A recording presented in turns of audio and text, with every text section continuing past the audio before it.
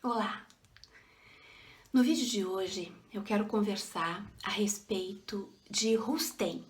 Eu vou fazer esse vídeo especificamente para conversar a respeito de Rustem. Bem, eu vou colocar também nos comentários ou deixar fixado uma playlist que eu já havia feito sobre o conservadorismo do movimento espírita brasileiro, e num dos vídeos, são 3 vídeos, num deles eu também faço uma análise mais detalhada.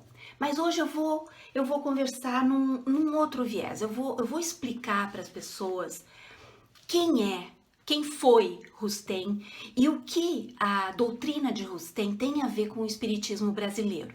Pois bem, Jean-Baptiste Rustem foi um francês contemporâneo de Allan Kardec. Nasceu em 1805 e morreu em 1879. Ele morreu um pouco depois de Kardec. No mesmo período que Kardec codificava a doutrina espírita e fazia todo aquele trabalho de pesquisa, de análise daqueles fenômenos das mesas girantes, em que Kardec contactava médiuns de diversas partes do mundo, dentro da realidade do século XIX, né? Não tínhamos essa flexibilidade, né, de viagens e de comunicação. Mas mesmo assim, Kardec conseguiu fazer um trabalho bem meticuloso, bem pesquisado, bem filtrado, né, tentando analisar de uma forma bem didática, pedagógica, tudo aquilo que ele recebia. Pois bem, nesse mesmo período, Rustem contatou uma médium chamada... Eu tenho aqui algumas anotações, porque todos esses nomes não estão gravados, né? Não sei eles de cor. O nome da médium era Emily Collignan. Talvez eu tenha pronunciado errado, mas Emily. E Rustem, então, com essa médium, sem nenhum tipo de outro tipo de pesquisa ou de análise, apenas uma médium, ele e a médium, né? Ele não passou por nenhum tipo de filtro. Ele criou uma obra psicografada chamada Os Quatro Evangelhos. Rustem chegou a ser discípulo de Kardec, chegou a acompanhar um pouco o trabalho de Kardec, porém rompeu com ele no meio do caminho, porque não concordava com o aspecto técnico, científico, criterioso que Kardec dava ao seu trabalho, né? De analisar as mensagens, de pegar a mesma mensagem, a mesma pergunta feita para médiuns diferentes que não se conheciam e checar para ver se as respostas, se as mensagens eram iguais. Esse tipo de mínimo necessário para se dar credibilidade a uma mensagem mediúnica. Rustem não aceitou esse tipo de critério. Rustem era místico, né? Além de tudo, muito místico. E queria dar o tom dele, né? O tom místico ao seu trabalho. Bem, ele lança, então, a obra chamada Os Quatro Evangelhos e dá a essa obra, digamos, o codinome de A Revelação da Revelação. Por quê? A obra de Kardec havia dado o nome de A Terceira Revelação. Eu rio porque eu simplesmente não gosto dessa coisa de revelação. Nem a Terceira Revelação, muito menos a Revelação da Revelação. Acho isso pretensioso e igrejeiro. Acho extremamente messiânico, né? A revelação, a terceira revelação, a revelação da revelação. Não gosto disso, não gosto. E digo isso abertamente. Eu acho que eu cheguei numa idade na minha vida em que o estudo do espiritismo precisa ser a coisa, sabe, na mesa, aberta. Não ficar ui. Não gosto. E hoje eu tô calma. Voltando para Rustem. Então, ele escreve a tal da obra, A Revelação da Revelação, extremamente mística. E quando os livros de Kardec vêm para o Brasil, no finalzinho do século XIX, também estão naqueles vídeos que eu vou deixar no no comentário aqui, vem junto os livros de Rustem. Então, ou seja, quando os primeiros grupos espíritas brasileiros começaram a se formar no Rio de Janeiro, em 1889, os livros, a obra de Rustem já estava aqui no Brasil. A revelação da revelação. Vocês imaginem um país como o nosso, um país extremamente chegado no misticismo, né? Numa coisa igrejeira. Imagina no século XIX vindo essa obra. A obra de Rustem, basicamente, ela se caracteriza por alguns pontos, assim, básicos, né? Claro, ele acredita na imortalidade da alma, ele acredita na comunicabilidade do mundo dos encarnados com os desencarnados, porém, ele acredita ele prega determinadas coisas que vão completamente contra o espiritismo que nós estudamos, né? Que é codificado por Allan Kardec. Para Rustem, a encarnação é um castigo. Para nós espíritas que estudamos Kardec, a encarnação é uma possibilidade de crescimento, né? De evolução espiritual. Para Rustem, não. Encarnação é castigo. Tanto é que Rustem usa o termo lama corporal o tempo todo. Lama corporal. Oh, o espírito cai na lama corporal. Rustem tinha um certo problema com as coisas corporais, na verdade, né? Recalque, coisas que a gente sabe que existem quando a pessoa fica fanática religiosa. Pois bem, além de Rustem vir com essa história de lama corporal, Rustem também pregava que os espíritos podem retroceder. E nós, espíritas que estudamos Kardec, sabemos que nós não retrocedemos, nós podemos estacionar, mas nós nunca vamos reencarnar piores do que nós já fomos. Para Rustem, os espíritos poderiam, inclusive, reencarnar numa lesma. Ele usa o nome de criptógamo carnudo. Vocês me desculpem. Criptógamo carnudo. Vocês acreditam numa coisa dessas? Vocês acreditam? Pois é. Isso tá na revelação da revelação de Rustem. Pois bem, criptógamo carnudo, uma lesma. Isso é a metempsicose que os antigos egípcios acreditavam. Por favor, né? Ok. Outra coisa básica que o Rustem acreditava, que Jesus não tinha reencarnado, que Jesus não teve um corpo físico. Gente, coisa mais absurda. Se Jesus não teve um corpo físico, não houve crucificação. Se ele foi crucificado sem ter um corpo físico, se aquilo era uma visão que ele provocava nas pessoas, então ele fingiu, né? Então Jesus não cresceu, Jesus não come, Jesus não dorme, Jesus não tem sede. Jesus é um ser, né? Um fantasma que enganou as pessoas usando um poder de hipnose nas pessoas, né? Ele hipnotizava as pessoas e se materializava como se fosse assim, olha, faz favor, né? Faz favor. Aí, o que acontece? A FEB, já no início do século XX, quando a FEB começou então a Federação Espírita Brasileira, quando começou então a ganhar poder e a juntar, né, em torno de si os centros espíritas que estavam se formando, a FEB aderiu plenamente às obras de Rustem. Tanto é que o tal do grupo de estudos da FEB, que se chama Anjo Ismael, grupo de trabalho Anjo Ismael, estudava obrigatoriamente as obras de Rustem até o ano passado. Isso estava no estatuto da FEB, até junho do ano passado. No estatuto da FEB constava que o grupo de estudos da FEB tinha a obrigatoriedade de estudar Rustem. Não tinha a obrigatoriedade de estudar Kardec.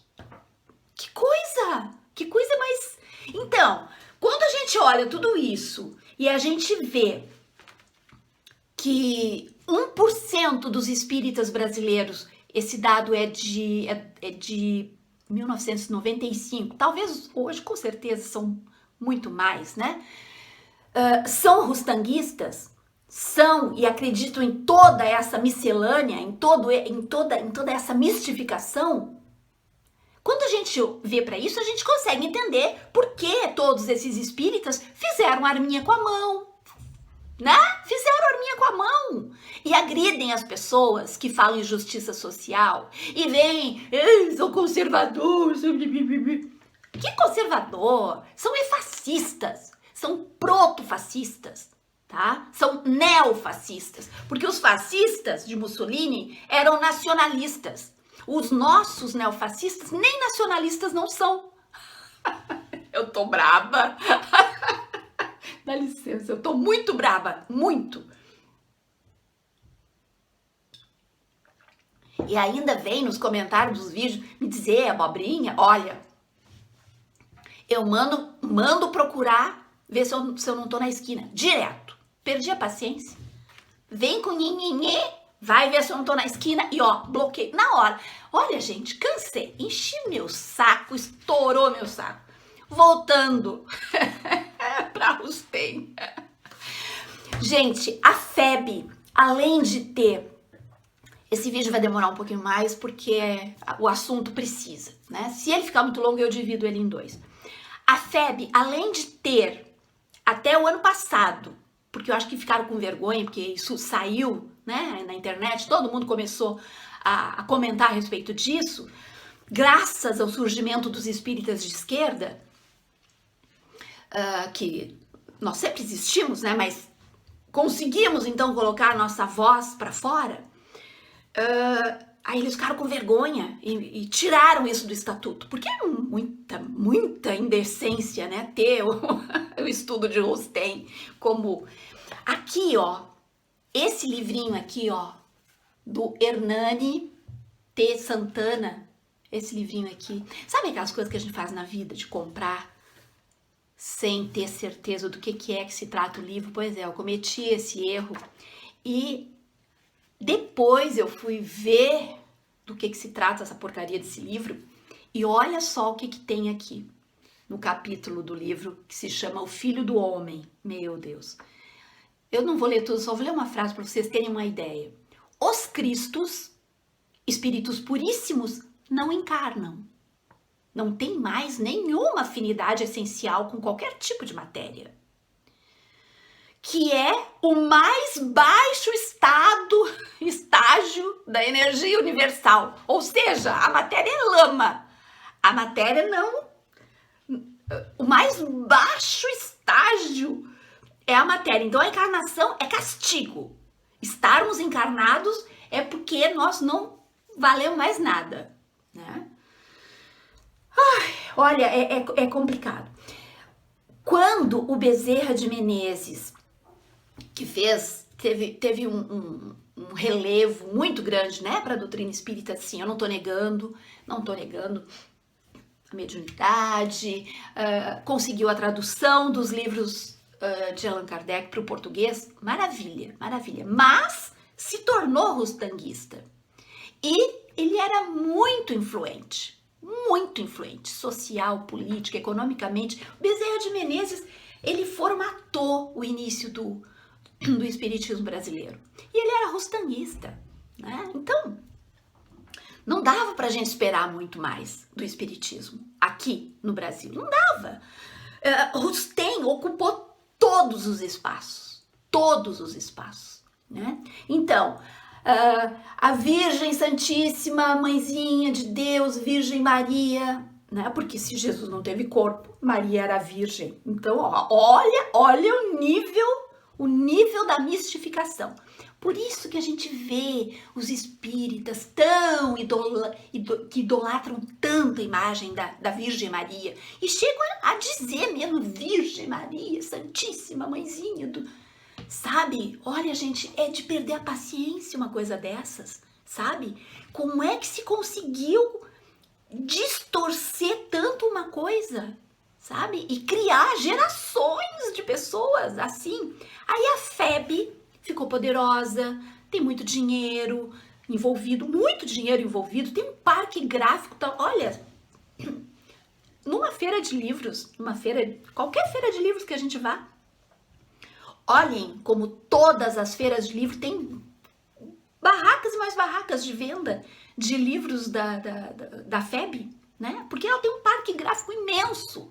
E o que ela faz? Ela usa isso aqui, ó,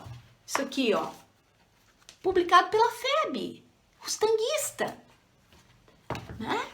E o que a FEB faz? Usa o seu parque gráfico para fazer campanha e propaganda para Rustem. É isso que faz. Tem um dos livros, eu acho que, não sei se é o próprio Livro dos Espíritos, numa das edições, ele, no prefácio do livro, eles nem falam de Kardec, é uma história comprida, só elogiando quem fez a tradução, ou quem, sabe, um deles lá que fez a tradução, porque era rustanguista também. Então a gente vê um jogo, assim, de poder, puxando a sardinha e o fogo para a sardinha, né, do outro, iluminando, jogando luzes, e todos Rustem. Então, gente, é isso. Hoje eu queria alertar o outro, antes de eu terminar. Um dos livros mais famosos no Brasil e eu até já me desfiz dele, doei para algum lugar, depois me arrependi muito de ter doado, porque afinal de contas a gente não doa aquilo que está ensinando bobagem, né? Um dos livros que mais defende as ideias de Rustem e foi divulgado pela FEB de tal forma, é o tal Brasil, Coração do Mundo, Pátria do Evangelho, que é uma ode ao autoritarismo, ao ufanismo que tá aí nas praças e nas ruas vestido de verde e amarelo em plena pandemia, né? Em plena pandemia. Esse ufanismo que fez a arminha com a mão, esse ufanismo que despreza a ciência, que despreza o outro, esse ufanismo patético e canalha que o tal do livro Brasil, Coração do Mundo, Pátria do Evangelho divulga, né? Nós somos o segundo país mais desigual do planeta. Enquanto nós não falarmos com seriedade sobre justiça social, eu peço a todos os espíritas que não tenham a cara de pau de vir falar para mim sobre esse livro, tá? Para finalizar, aproveitar que realmente hoje eu tô bem calma, eu aconselho a vocês a lerem este livro aqui, Conscientização Espírita, do Gélio Lacerda. Esse livro aqui é um banho de luz sobre toda essa história rustanguista que ofusca o espiritismo de Kardec aqui no Brasil. Tá? É um livro de pesquisa, é um livro onde ele juntou documentos, onde ele juntou... Olha, vale a pena mesmo. Né? Eu acho que a partir daí, se alguém ficou com alguma dúvida e quiser que eu aprofunde, por favor, ponha isso no comentário. Eu tenho essas pessoas queridas e amadas que me ajudam, que comentam e me fazem perceber que não é em vão que eu tô fazendo. Tem aqueles... Eu ia dizer palavrão. Tem aquelas criaturas que não valem muito a pena e que eu mando, mando mesmo. Vão ver se eu não tô na esquina. Eu mando, para não mandar para lugar pior, né? Esses aí eu vou realmente... Perdi mesmo a paciência. Mas os outros, queridos e queridas, que me ajudam e me acompanham, são uma verdadeira luz nesse meu caminho. Muito obrigada. Fiquem bem, fiquem em casa se puderem, se não puderem, se tiverem que trabalhar, por favor, cuidem-se, sigam os protocolos, né? Não adianta essa história de que eu tenho fé, não, gente, por favor, não façam isso, né? A espiritualidade está se desdobrando, mas nós precisamos fazer a nossa parte, que eles sozinhos não conseguem, né? Então, vamos nos cuidar na medida do possível. Ok? Um abraço a todos e todas. Até a próxima.